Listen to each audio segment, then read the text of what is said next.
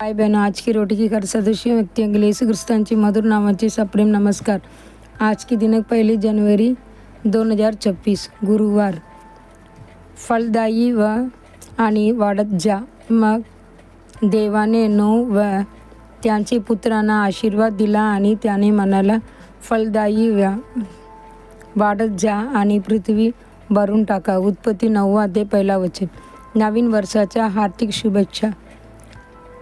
तुम्हा प्रत्येकाला प्रभूचा सेवक म्हणून मी तुम्हाला आणि तुमच्या कुटुंबातील प्रत्येक मौल्यवान सदस्याला त्यांचे नावाने आशीर्वाद देतो।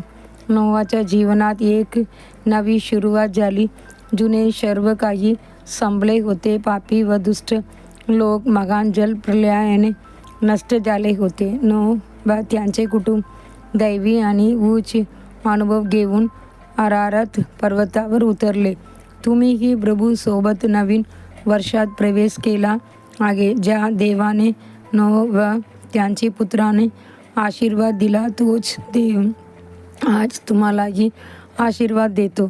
ज्याने नोहची कुटुंबाला फलदायी व्हा, वाढत जा आणि पृथ्वी भरून टाका असे सांगितले, तोच देव आज तुम्हाला सुरुवाताने जग भरून टाकण्याची सल्ला देतो। तो नक्कीच तुम्हाला भरपूर आत्मिक फलदायित्व देईल। नोह हा लोमेकचा पुत्र, मधुसेलाचा नातू, हनोकची बंधू आणि आदामपासून 10वी पिढी होता। नोहाची जीवनाची मेहनत ही होती की तो देवाबरोबर चालत होता। तो देवाबरोबर चालला, त्यांच्याशी संवाद साधला आणि त्यांच्याशी समोरासमोर बोलला। प्रिय देवाची मुलांनो, या नवीन वर्षात प्रभू स्वतः तुम्हालाही त्यांच्याशी असा गोल संबंध व ऐक्य प्रदान करा। चंद्रावर चालणारा अंधरवीर जेम्स इवन एकदा म्हणाला, मी चंद्रावर चाललो। ही गोष्ट महान नाही, पण ज्याने चंद्र, सूर्य आणि तारे निर्माण केलेले तो देव माझी दैनंदिन जीवनात माझ्याबरोबर चालायला तयार आहे। हीच सर्वात महान गोष्ट आहे। प्रभू तुमच्याबरोबर चालत असताना तुम्हाला भीती किंवा काळजी करण्याची गरज नाही।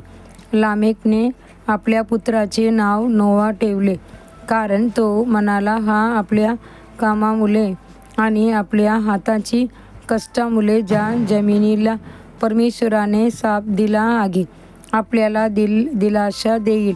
उत्पत्ती 5 अध्याय 29 वचन। नोहा म्हणजे सांत्वन देणारा। जसा लामेकडे त्याला दिलासा देणारा नोहा होता, तसाच आपल्याकडे पवित्र आत्मा आपला सांत्वन करता आहे। येशू म्हणाला, मी पित्याला विनंती करीन आणि तो तुम्हाला दुसऱ्या सहायत्याकरता देईल, जो सदा सर्वदा तुमच्याबरोबर राहील। योहान 14 अध्याय 16 वचन।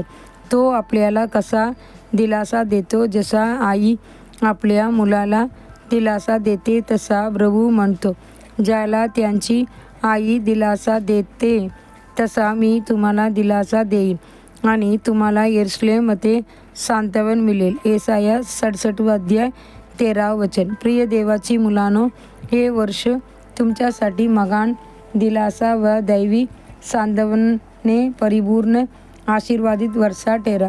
पुढील म्हणण्यासाठी वचन, परमेश्वराने आपली आठवण ठेवली आहे, तो आपल्या आशीर्वाद देईल। तो इस्रायलची घराण्याचे आशीर्वाद देईल। तो आरोनची घराण्याला आशीर्वाद देईल। स्तोत्र संवर्षी 15 अध्याय 12 वचन। आजचे बायबल वाचन सकाळी उत्पत्ती 1 अध्याय, 2 अध्याय, 3 अध्याय। संध्याकाळ मत्ती 1 अध्याय। धन्यवाद।